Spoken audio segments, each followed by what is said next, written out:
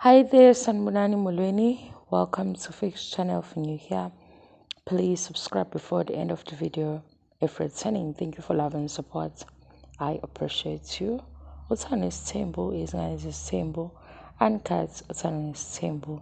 Siyaxoxa la ngezinto ezenzeka kumakhosikazi ayithola kwisithembu. Bona ngoba baphakathi mhlambe abakuboni njengathi singaphandle.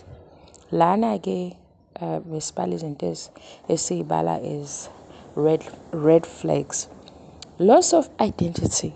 Wait guys, yabo uthando nesithembu manje season 8 siya ku season 9 okusho ukuthi sekunyaka kuzoba unyaka wesi9 sibabuka ku TV. Awukho unyaka ozodlula la kungavelanga mhlambe kancane ukuthi kahle kahle u-first wife ubani ushade nendoda engashadile, u-second wife, third, fourth, a wife number 1, wife number 2, wife number 3. Yabo, ngesikhathi ivela ke leyo nto amakhosikazi nawo asuke ready uqhubeka nale conversation ngoba khona wife number 1, kube no wife number 2, wife number 3, wife number 4.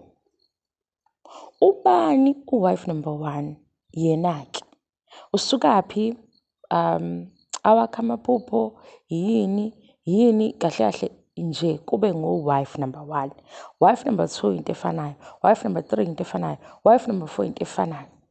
Manje ngoba kuphusha isithembu, uthando nesithembu kuphusha iphupho labaphumseleki, ivision yakhe, isitori sakhe. Amakhosikazi agxiliswa kakhulu kwinto yokufayitha for ukuba unumber 2, unumber 3, unumber 4, or ifight yabo impi yabo isale la ekubeni unkosikazi. Ubani u-wife number 1? Uyabona le ye-identity. Umseleko siyazi ukuthi uphuma eMzumbe. Yabo uMzumbe indlela esesiwazi ngayo ngenxa yamseleko. Usinikile ukuthi uMzumbe uyindawo ekanjani. Saze sakhanda iy'tori ey'ningi ngomseleko. Mhlampe size sicabanga ukuthi umseleko mhlampe eMzumbe ube yilo bhuti lo mhlampe eminyakeni ewu-20 obesebonakala ukuthi uzophumelela. Sesiney'nto ey'ningi esesingayixoxa ngomZumbe nomseleko. Amakhosikazi akhe hhayi ukuthi awayi phambili, ayaya phambili we guys. Kukhona izinto ezibonakalayo ukuthi banazo, kodwa kuthando nesithembu kwi-storyline ayifuni ukususwa into yobu-second wife, third wife, or ubunkosikazi. Yabo le nto le ifuna ukuklawuda yonke into ngonkosikazi kube ngathi engahlala ekubeni unkosikazi kaMseleko or ahlale as a-first wife. Beyond that akekho as umuntu ofuna amaphupho akhe, umuntu ofisani ngaye. I-loss of identity isuka lapho, isuka ekutheni even into esibuka ukuthi hawu cha besingekho isidingo salo sokukhuluma kanjena, kube ngathi kunokusamkhonza, sakumkhonza. Yabo abantu ongazi ukuthi ngizoyenza kanjani lento eyisibonelo. Uyabo kulamasonto lawa abazalwane bakhona obona ngathi babophekile okunobupapa nje papa. Upapa bani labo bazalwane laba othola ukuthi umfundisi wabo uyiyona yonke into. Nalapha-ke amakhosikazi aseMzumbe noma kungekubi kangako kuze kwaba u-season 8 la sithola khona indawo entsha Oshabeni.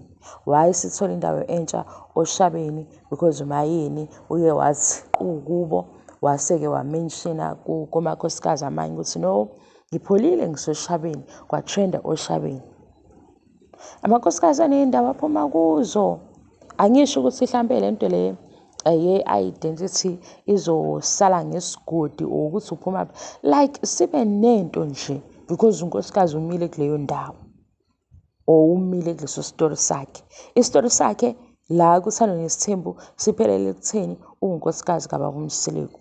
Kuyiphupho lababa uMseleku bamsiza kangakanani entweni efuna ubaba uMseleku, kangangoba uma unkosikazi seqala ekhuluma izinto akhalaza ngayo ulabelwa as umuntu obitha or umuntu onomona.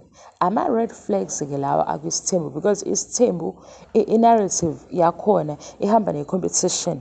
La unkosikazi seba umuntu kuba ngathi akekho right. La unkosikazi seba umuntu kuba ngathi une-bitterness exakile because usekwenza kube ngaye, kodwa uMseleku yonke into esiyibonayo ingaye, even amakhosikazi ingaye. Angazi ukuthi ngizothini igama lesingisi elizofitha lento engifuna ukusho ukuthi isithembu uma sosibhekisisa siseva umuntu oyedwa. Yebo, kuba ngathi kunomaster lana, uma kunomaster niyazi ukuthi-ke ma kunomaster kuzabani. Kuba ngathi la kune-king, ngasho-ke ukuthi lapha amanye amakhosikazi amabili esibona ukuthi hlampe bayophambana ngemibono, bayophambana ngokuthi omunye unkosikazi une-king. I-king-ke sesibeke eduze kuba yilo baba owenza noma yini because kufanele, ongasolwa. Kuyasatshwa ngisho ukuthi kukhulunywe ngayo because ewumuntu omkhulu. Kanti omunye unkosikazi unomuntu aphila naye. Ekuphileni naye bazonyathelana amakhono, ekuphileni naye bayaprogressa nempilo and kunezinto ey'shintshayo ekufanele ukuthi behlezi bekhumbuzana ukuthi u-1, 2 no-3 mina ngothanda, u-1, 2 mina ngihambisana nawo, lokhu angikho happy ngakho. Kwa-parenting senze njani? Kanti omunye unkosikazi une-king yena afuna ukuthi ayipraise kuphela. Une-king hlampe azokwazi ukuthi eduze kwe-king kuhlala i-king, ufuna ukubamba leyo nto leyo. I-loss of identity kwisithembu into ekhona-ke, kodwa ngoba isithembu kumuntu osixoxela ngaso nakubantu futhi abaxoxela thina banento yokuhlobisa banento yokuhlobisa into engahlobisekile. Ngichazele nje nawe usuyimagina lento udade ono-40 plus, 30 plus, use-achieve izinto eziningi empilweni yakhe, kodwa usanento yokuthi by the way yimina u-second wife. Why? By the way, third and fourth. Yabo? Iy'namba. Ngoba noMakhwela besiy'buza ukuthi njengoba eza nje uMakhwela Nkosi yami, kanti ubani sekuba kuthiwa wife number 5. Wife number 5 umuntu yini lo?